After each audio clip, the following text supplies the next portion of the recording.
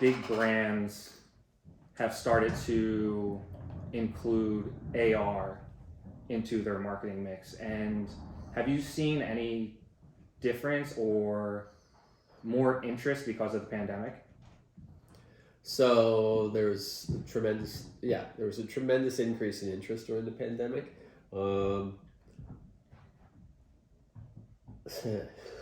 But yeah, you're gonna have to do a lot of editing.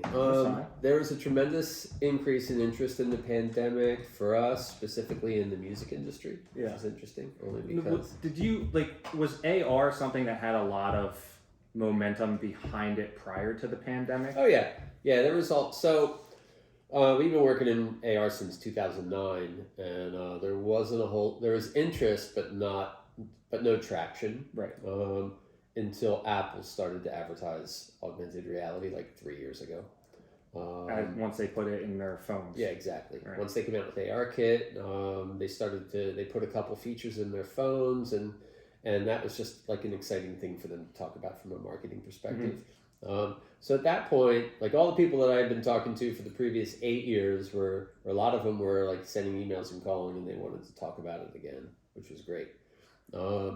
So now they were ready to spend money. They were, right, because now it was kind of a thing. Yeah. Before it was just Howard on the soapbox. Yeah, but now it's like, oh, Apple's talking about it. It's real and It's a hot topic. Right, so that made all the difference. So from that point on, it was kind of full steam ahead with AR projects. And then, so there was a lot of momentum, a lot of stuff going on, a lot of real work. Mm-hmm. Then the pandemic hit. On the blue side, it was hit pretty hard. Work really dropped off. But on the Dream Syndicate side, which was AR and VR, just kind of continued. The work continued. And why do you think that is? Yeah, good question. I guess it was the nature of the projects. I have my sort of thoughts on it, right? Because brands can no longer have experiences that in person with people. And people are trapped in their own sort of homes, confined, whatever. So this gave them an opportunity to give them a branded experience, in the comfort and safety of their own home. Right. Where you would have to spend a lot of money to put on, some sort of concert or event, right, or whatever. Any kind of production was kind of was taboo at that point. And now, you were able to reach people and give them a branded experience in their comfort of their own home at probably a more affordable cost than a big ass production that they were putting together. And then they're also able, like, if they're doing it, most of the times they're doing it within Instagram or Snapchat or Facebook, and they're then sharing that experience. So you're reaching just as many people. Right. Yeah. I think all that's valid. And, also there's still budgets. People still had money to spend, but no one was doing production. So, maybe it just kind of opened up people's eyes to this other, alternative medium. Yeah. It's like, let's just dip our toe in there. But we got a ton of interest from record labels. We spoke to 3 different record labels, multiple meetings, all having to do with virtual concerts. Wow. So, we partnered with AltSpace and some developers in AltSpace to put together a pretty interesting demo package. And we, during the pandemic, we had 6 Oculus Quest headsets that we were sending out to Universal Music, to BMG,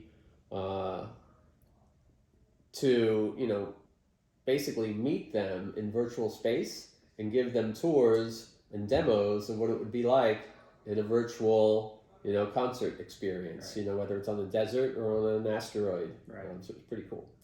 And everybody loved it. And meetings that, were originally going to be like half an hour in VR space ended up being an hour and a half because people were having such a good time.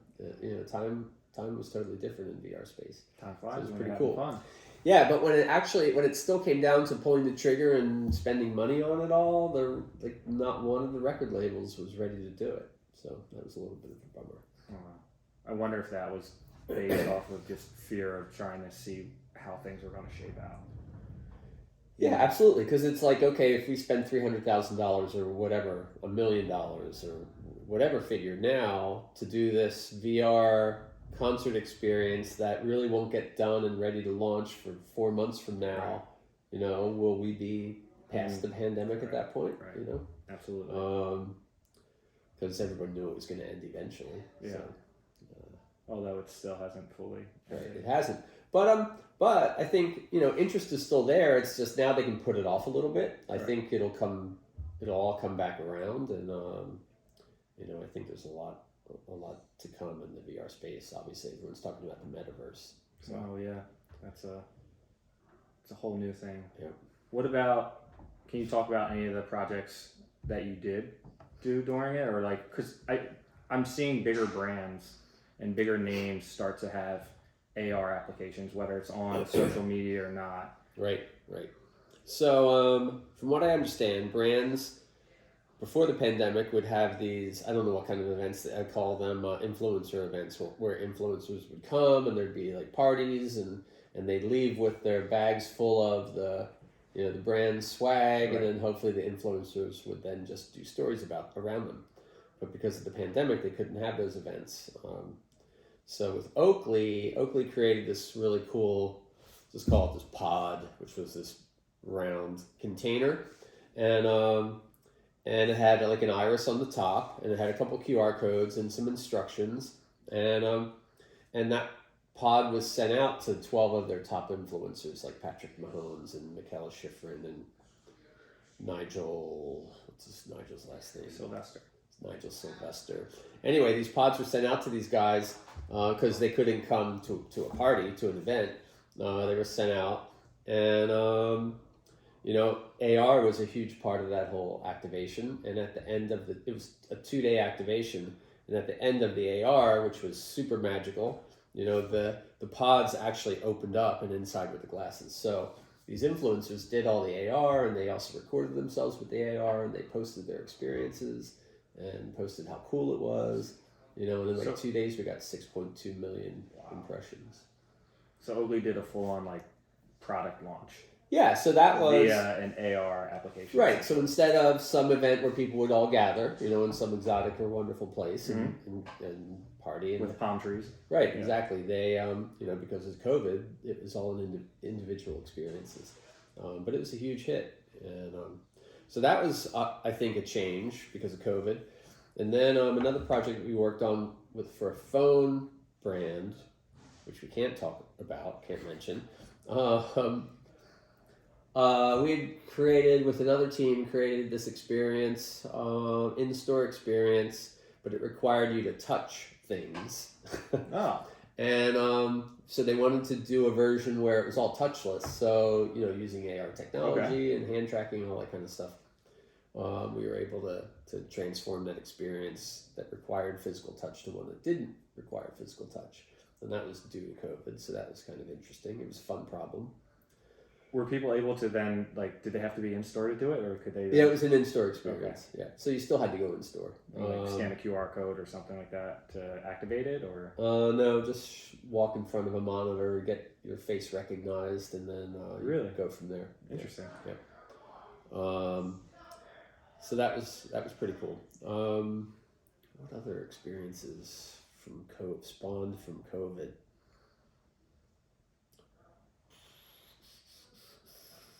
Good question.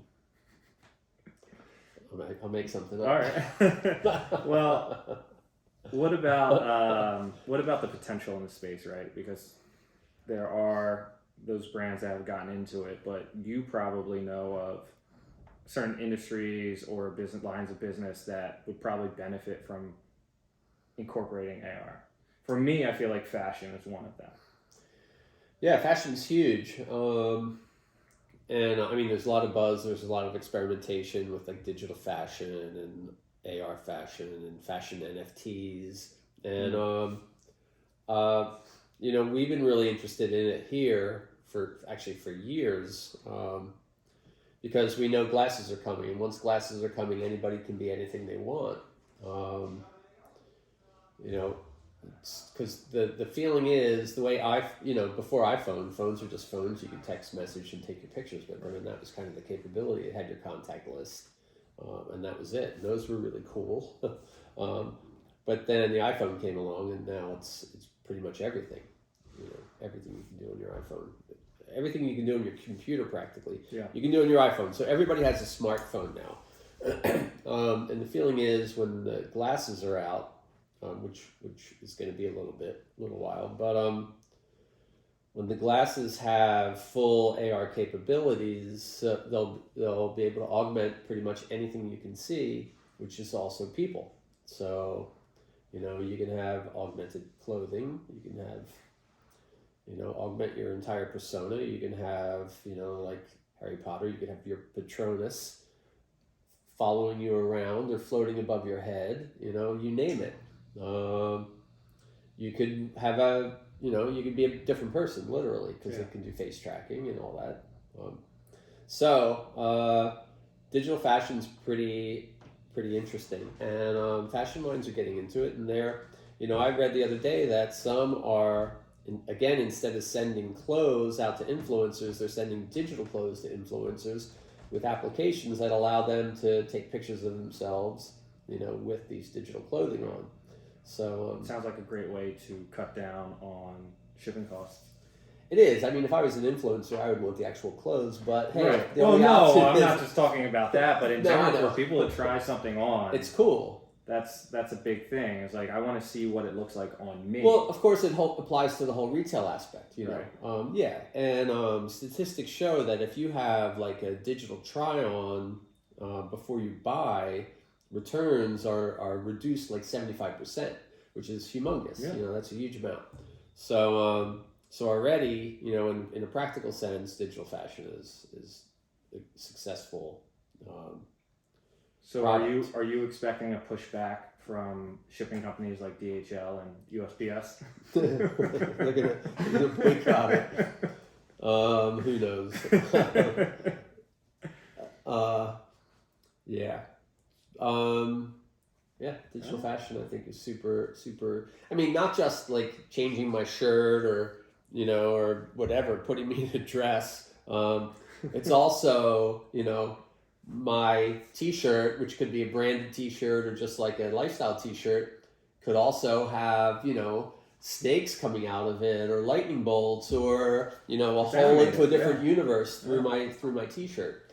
So you can do all kinds of fun, like just experiential stuff as well, which with clothing and AR. So it's pretty solid. I'm just thinking now, like if you have some sort of experience and there are a lot of people, but you activate it, and then there's like a sea of activity that's now happening because of these people's clothing. Yeah, that's was triggered from it. Just then there's the whole other aspect which I forgot. Of like Roblox and Fortnite. And fashion designers are going to start having their stores in Roblox or in Fortnite. Right. And I feel like that's already happening. It is. Like just a couple small pieces of like branded content in there. Yeah. Like Vans in Roblox. That's the Metaverse, right? Right. There's a whole Vans store where you can buy T-shirts for your Roblox character. You can buy skateboards. You can get a helmet. And it all costs Roblox money. Right. And then the same in Fortnite. I think it's Balenciaga has. I'm 100% sure it's Balenciaga has a big store like in Fortnite, and you can just go into the store and buy outfits for your Fortnite character. Are they still at Balenciaga prices? That is my question. Hopefully not. You've got 13-year-olds that want a Right. Balenciaga jacket, and then they're like their parents get a bill for $1,200. Right. But it's like everybody's gonna want their avatars dressed however they want it dressed. And the cooler the better, and if it costs money, even better. There's that, but then Balenciaga is gonna have to limit the amount of items because it's scarcity that really drives their price point. But that's happening. I mean, I know that in the Metaverse, I don't know if it's like the actual Metaverse, but there are Metaverses. Right. Atari has already bought like a huge plot of land. Right. Yeah, there is no one Metaverse. Because there's Facebook's, but apparently Google is working on one. Someone said Apple was probably going to develop one at one point. But in one that's already like out there, Atari has built or bought a large, so that's like another thing, real estate in the metaverse. Right. There are like real estate agents, people buying and selling land, but there's like one sort of counter, and then the crypto type of payment that's used for it is, it's not Bitcoin or anything like that. It's something else, but that's I think the real metaverse will be an augmented reality metaverse when there's glasses, where just everything in here, can be transformed through AR. So I think that'll be more practical, because then you can go about your daily life, but you're in the metaverse. Yeah. Or you take off your glasses and you're out of the metaverse. Right. But no one will want to do that. They'll all want to be going fully into the metaverse. That, to me, I feel like that's been around though with Second Life. Right. You're not virtually there, but like people have been dedicating time, money, and effort into this whole other world. Right. It's like everybody's going to have their little portion, like Fortnite and Roblox, but I don't think it'll ever be like one thing like the book Ready Player One, where there's one game that everybody plays, and that's the metaverse. But Sony's going to have their own, Nintendo's going to have their own. There's Roblox, there's Fortnite, and Facebook will have their own, and who knows what else will come up. And I can't imagine all of them coming together and forming one place. So I don't see that ever actually happening. And that's why I think it's like AR will be different, because it's going to just continue to grow. Glasses will get here, and then they'll be better and better to the point where literally everything can be augmented. It's more seamless with real life, I feel like. Right. It allows you to still enjoy the best of both worlds. Right. So. But it will probably end up being a I forget, I can't, what's the word? Not a good place. It'll be way too overwhelming. Oh. There'll have to be ways to filter it, and I think they're already thinking about, okay, how can you just maybe if something can be augmented, it's like a QR code, a little tag shows up by it, and if you choose to activate it, it gets activated. Mm-hmm. It would be pretty crazy if you couldn't turn anything off. And, and there's a couple videos that are made that are like show you what that life would be like, which I'll share with you, which we should link to. Okay. It ends up being like I was looking for dystopia.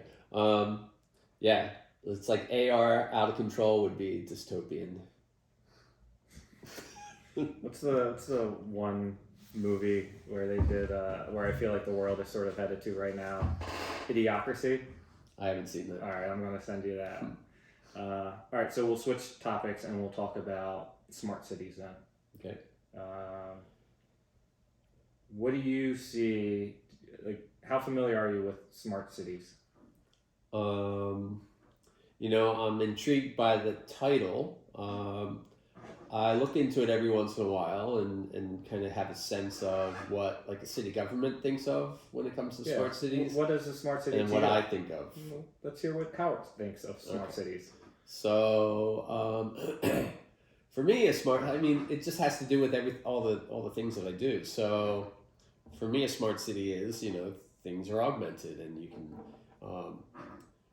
via augmented reality, you can wayfind wherever you want. You can, through line of sight, just see whatever it is that you filter, with your glasses or your phone. And if I want to see, where the CVS is in town, I just tell my phone to show me the CVS's, and I look at the camera, and it has little pins in different directions, all line of sight. There's one 3 blocks, there's one 1.5 miles.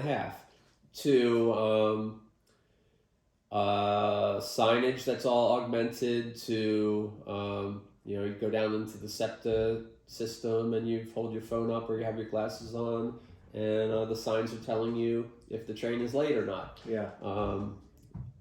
Which there are signs that already do that, but in a better way. As simple as you don't need your SEPTA pass. You have maybe your phone, and you just have to walk right through the stile, and it's able to charge you.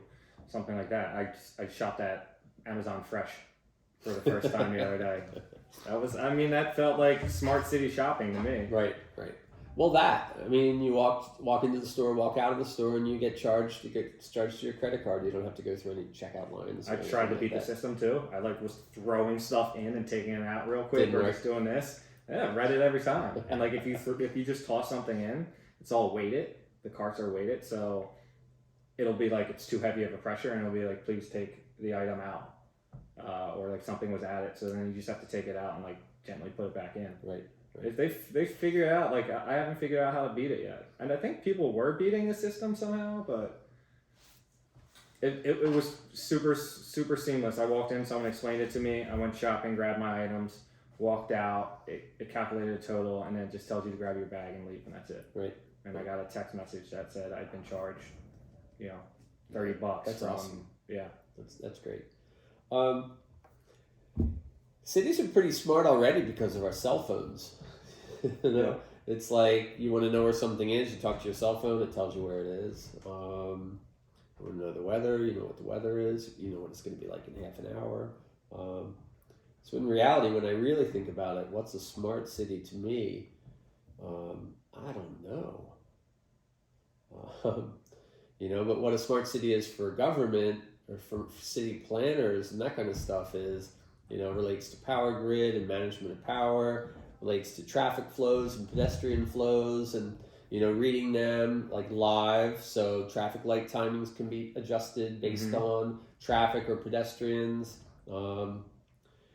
Same thing with crime statistics in certain areas. It brightens lights or doesn't need to brighten the lights, based on, crime activities. That's what I see, just to make life better for, the people that live in the city. Right. And make everything more efficient and save energy and all that kind of stuff. Do you think Philly is next in regard to smart cities, or is it in the mix potentially? Well, I know like 2 years ago, Philly created like smart city board. I'm not sure what they've done, but I know they're. What is that? What is the smart city board? It's like a group of people that have a vested interest in the city and the technology behind. No, they're not robots. They're humans. They are human beings. So I know Philly's working on it. But then I also read there was an article in somewhere, and it talked about what it would cost to replace like the traffic lights on North Broad, and it was some astronomical price. $30 million. What? It was some ridiculous amount of money to upgrade the traffic light system in Philadelphia, which is ancient. Right. But like, what major city isn't? Right. So, yeah. Is there an actual smart city developed already? I don't know. I don't look at like. Think there is like a major city. Dubai or something. Maybe. Yeah. But I don't know. So Philly's working on it though. Yeah. But they're working on it. All right. I have no idea where they've gotten. We've worked on a couple projects that I think kind of fall into the smart city. Like one was a prototype funded by the Knight Foundation, and it was or in partnership with Monument Labs, and that was to create an app that looks at a certain part of the city and kind of tells you about its past, its present, and then also creates a dialogue with users, to talk about its future as well. So I think that's kind of interesting. You can walk around the area, you hold up your phone, you look at certain things, and you get information about that area. But then also you can give it feedback. And then another project that we're working on is for the lights in North Broad. The North Poles. Mm-hmm. Do they change color, or are they just one color? They change color, and the colors have meaning. Really? Yeah. I didn't know that. They do. Not deep meaning, but they do have meaning. And like the Sixers won tonight? Yeah, that kind of thing. But they have meaning, and they can be programmed. But that's it. That's all they do. So we're working with the city and with an organization to add meaning to the North Poles, and that has to do with the communities that the North Poles are in. Okay. So again, via AR and via an app, wherever there's a pole, you'll learn a little bit about the city, about that part of the city, about its history, about the neighborhood. So you can use that pole kind of, as a marker, like a historical marker. Interesting. Yeah, and then that'll get developed further in future phases to include local businesses and local schools and be a source of information for wherever those polls are. Like everything from like polling information if you're live in that neighborhood and you want to vote, to hospitals, to a good restaurant, or to job openings in that neighborhood. Wow. But to actually have like a legitimate impact. Yeah, absolutely. Yeah. Right. That's great. And to represent all of those features would be the North Poles. So then people would say, what are these poles for? And they say, oh, this pole represents, all the vibrant activity that's going on in the city, and then you'd be able to see how by getting the app. So AR making a goddamn difference. That's right. Look at that. That's impressive. So you're working on that now? Yeah. Any timeline? You don't have to say. It'll be done by next year. Okay. December 2022. Awesome. Yeah. Very cool. What else for the smart cities? Oh, and then there's another idea that I've been pitching. I'm going to talk about that real quick. And by all means, now is the platform. So I was out at Niantic last year for a smart city event, believe it or not. And there were some guys here from London who had created this fun little experience called Hello Lamppost. And in London, public fixtures like that are all assigned a code number. That way, if you see a light is out, you call the city and say, hey, A3229 is broken. And they know exactly what you're talking about.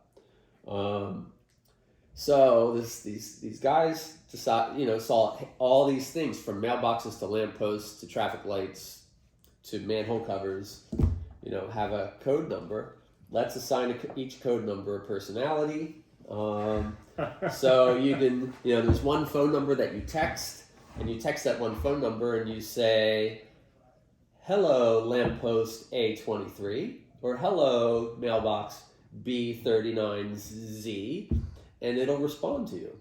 Hi, how are you today? And, what are you doing? And it'll start kind of a smart dialogue to talk about the weather, to talk about how clean the streets are, to talk about, do you like the color of my lamp? Whatever. Or, it could be a bench in a park, and it could talk about, hey, is the park clean? Is it clean around me today? And in essence, you're having like this cute conversation, but they're also learning about the area, right? About what's going on. And that whole thing is called Hello Lamppost, and I think it's a great idea for every city. Yeah.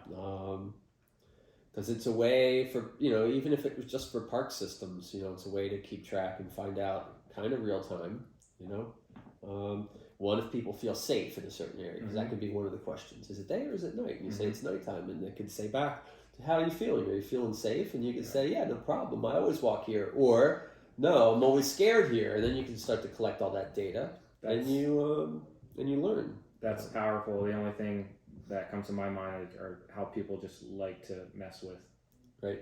Things like that, and not like it's put in place to be beneficial, but instead of people working to actually help it be beneficial, they'd rather just fuck with sabotage it. Yeah. Right. Shit on the ground everywhere around here. All right. Well, we won't let you use it. My IP has been banned already. Right. Perfect. Awesome.